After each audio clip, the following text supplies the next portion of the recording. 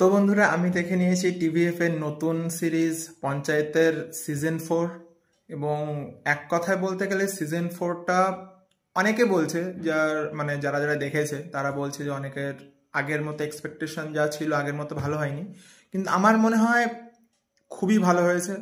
প্রত্যেকটা ক্যারেক্টারকে ডিটেলসে দেখানো, এবং তার সঙ্গে সবথেকে ভালো ভালো কথা, যারা আগের এপিসোডগুলো দেখেছে তারা যারা সাইড ক্যারেক্টার যারা ছিল, যেখানে সচিবজি ছাড়া অন্য যারা ক্যারেক্টার ছিল, তাদের ক্যারেক্টারের থেকে এবার অন্যান্য ক্যারেক্টারকে জোর দেওয়া হয়েছে। যেমন বিকাশের ক্যারেক্টার, খুব সুন্দর ক্যারেক্টার ছিল বিকাশের।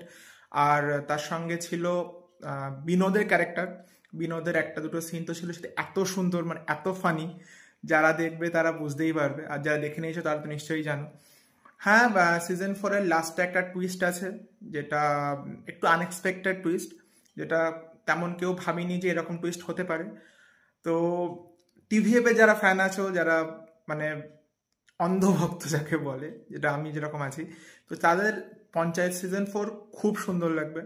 8টা এপিসোড আছে। প্রথম 6টা এপিসোড 30 থেকে 35 মিনিটের, লাস্টের দুটো এপিসোড 40 থেকে 35 মিনিট মতো আছে। তো আমি একদিনে কমপ্লিট করতে পারিনি, কারণ অন্যান্য কাজও ছিল। তো সেই দিক থেকে আমি চেষ্টা করেছি তাড়াতাড়ি করার।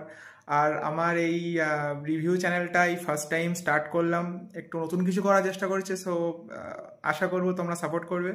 সো দেখা হচ্ছে পরের রিভিউতে। Thank you.